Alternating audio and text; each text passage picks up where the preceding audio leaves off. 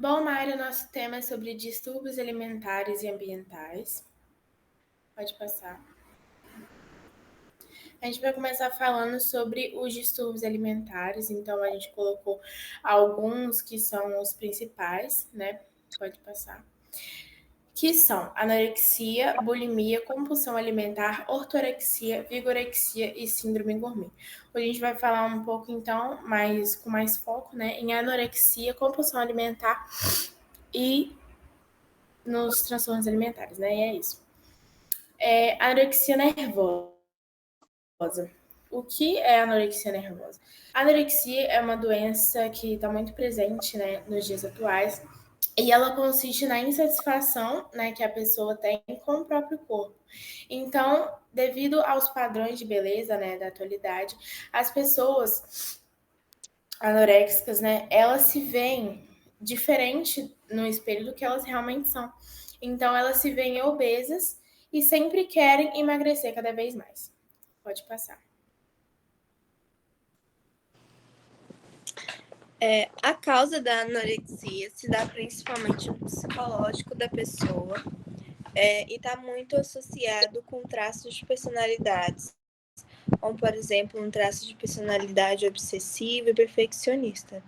Como essa é uma doença que se origina lá no psicológico, a gente tem algumas coisas que podem influenciar isso também, como o ambiente e a sociedade. Eu tenho como exemplo um padrão de beleza da Ásia, onde os asiáticos têm esse padrão de magreza extrema, onde essas pessoas tentam se encaixar cada vez mais e são fissuradas em serem realmente muito magros. E isso acaba gerando uma pressão social em cima dessas pessoas. E como consequência disso, eles acabam adotando uma dieta muito ruim para o corpo, porque é uma dieta que não tem nenhum tipo de caloria, que não tem nada de bom para o corpo, que possa sustentar um corpo em pé. A gente tem como exemplo uns famosos asiáticos que comem apenas uma maçã por dia para conseguir se manter em forma. E, englobando isso tudo, a gente tem os eventos estressores, que é uma soma de tudo, que tudo isso junto causa uma ansiedade, uma depressão, dentro do psicológico da pessoa, que é uma causa da anorexia. Próximo. Bom, falando um pouco sobre a patogenia da doença, né, que são os mecanismos que são modificados no corpo. Então, devido aos exercícios excessivos, o corpo ele era para ter uma hipertrofia, né?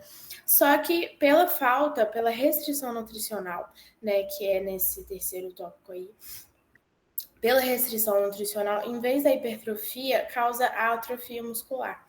Né? Por quê? Porque tem mais degradação proteica, né, e menos síntese proteica, justamente por essa falta de nutriente.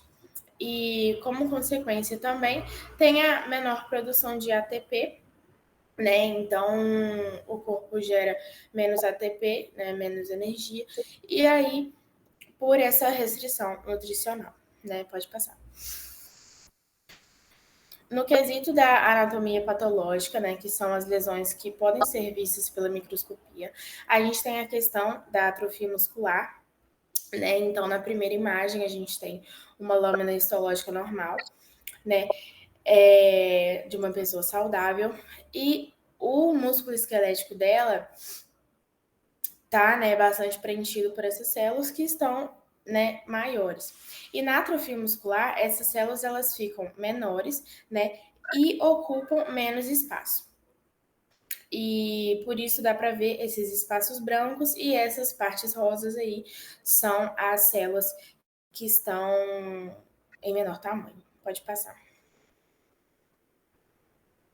Aqui a gente tem outras lâminas, né? A primeira também é histológica.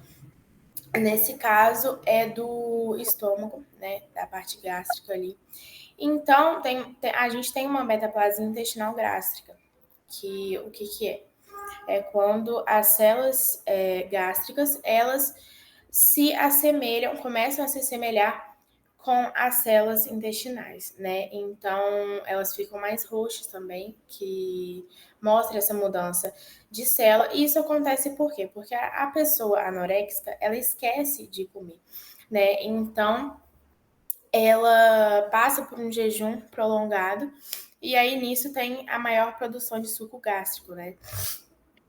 Que causa uma gastrite na pessoa anoréxica e também pode vir a acontecer úlceras no estômago. Pode passar. Como fisiopatologia, a gente vai ter uma baixa produção dos hormônios gonadais, que a gente conhece como a testosterona, estrogênio e progesterona. A falta desses hormônios pode gerar infertilidade, ressecamento de pele, estresse excessivo, cansaço excessivo, entre outros. A gente tem também a baixa na produção do T4 e T3, que podem ocasionar queda de cabelo, ressecamentos de pele, cansaço e por aí vai. E a gente tem também o aumento da secreção de cortisol, que vai ocorrer devido ao grande estresse que o sistema da pessoa está passando. Como esse sistema não está trabalhando direito, ele não está recebendo nutrientes necessários, ele vai liberar uma quantidade elevada de cortisol. E também a gente pode ter uma desidratação por conta dessa pessoa ingerir pouca água ou também ter quadros de vômitos. E a degradação de proteína também se dá pelo fato de que o corpo não tem reserva energética suficiente, então ele vai começar a pegar do próprio músculo. Pode passar.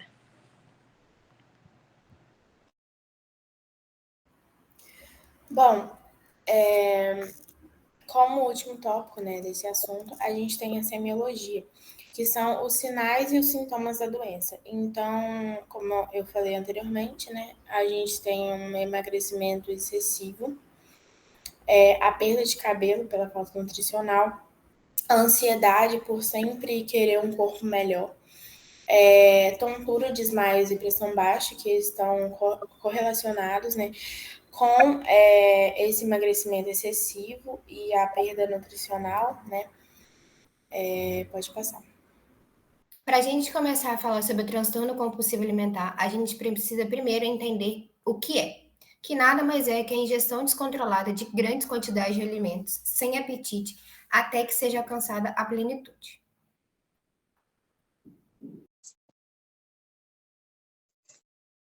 Bom, para a etiologia dessa compulsão, nós temos principalmente problemas hormonais, podem ser tanto genéticos quanto por falta de nutrientes, que entra ligado nas dietas muito restritivas, nas quais não apresentam os nutrientes suficientes que o nosso corpo precisa para passar o dia, o que acaba acontecendo no episódio. E também eventos estressores juntamente com problemas psicológicos, onde a ansiedade, a depressão, a baixa autoestima ou até mesmo a perda de um ente querido pode provocar um episódio de compulsão alimentar. Pode passar. Agora, os mecanismos que nós temos são o consumo excessivo dos alimentos, onde a pessoa sente uma necessidade enorme de comer, mesmo estando sem fome ou realmente necessitando daquele alimento, mas ela perde o controle e come muito além do que o necessário. E depois desse episódio, as pessoas acabam sentindo culpa e resolvendo fazer um jejum intermitente por um longo período. O que, nesse longo período, o corpo acaba perdendo os nutrientes que ainda precisa e ocasiona mais um episódio, virando esse looping infinito. E dentro disso também acaba acontecendo uma grande síntese proteica pela quantidade excessiva de alimentos que está entrando e que o corpo tenta sintetizar todos esses nutrientes, mas também acaba acontecendo uma pequena degradação proteica pelo fato de que o corpo não precisa de toda essa energia que ele está recebendo, o que acaba tornando gordura, que pode ocasionar uma obesidade tanto hiperplásica quanto hipertrófica, ou seja, aumentando o tamanho das células e a quantidade das células. Pode passar. Para a anatomia patológica, nós trouxemos a hipertrofia cardíaca. Com esse aumento da gordura no corpo, isso provoca muitos problemas cardíacos. Aqui na primeira foto a gente consegue ver o miocárdio normal e na segunda o miocárdio com expansão, o que acontece muito, ocasiona muita insuficiência cardíaca, porque as câmaras de bombeamento do coração elas se tornam mais espessas e ficam mais sobrecarregadas, o que causa essa insuficiência e também vários outros problemas cardíacos. Pode passar. Agora a gente vai falar um pouco sobre a patologia, né? Que as disfunções, a parte neurobiológica acontece devido às alterações na atividade cerebral e uma anormalidade no sistema de recompensa, onde os neurotransmissores desempenham os papéis com gratificação ou alívio temporário do desconforto emocional, que é responsável pela dopamina, alterações de humor, que é responsável pela noradrenalina, e também as alterações no controle de apetite, que são os níveis baixos de serotonina. Muitas pessoas com esse transtorno fazem dietas restritivas, mesmo como a Ana disse, que após longos episódios de compulsão, essa restrição toda pode desencadear um sentimento de culpa e autodepreciação, levando aquela pessoa à volta da compulsão alimentar. Agora a gente entra nas disfunções hormonais, que elas são relacionadas à leptina e à grelina, que são os hormônios importantes da regulação do apetite e da saciedade. A leptina é produzida pelas células adiposas e atua como sinal de saciedade. Por outro lado, a grelina é secretada principalmente pelo estômago, para estimular a fome. Então, se esses hormônios são descontrolados, pode contribuir para novos episódios de compulsão. Além desses hormônios, temos também o hormônio da tireoide, como o T3 e o T4, que realiza a regulação do peso corporal e no metabolismo. Essas disfunções da tireoide, como o hipotireoidismo e hipertireoidismo, podem levar às alterações do metabolismo basal, como ganho ou perda de peso.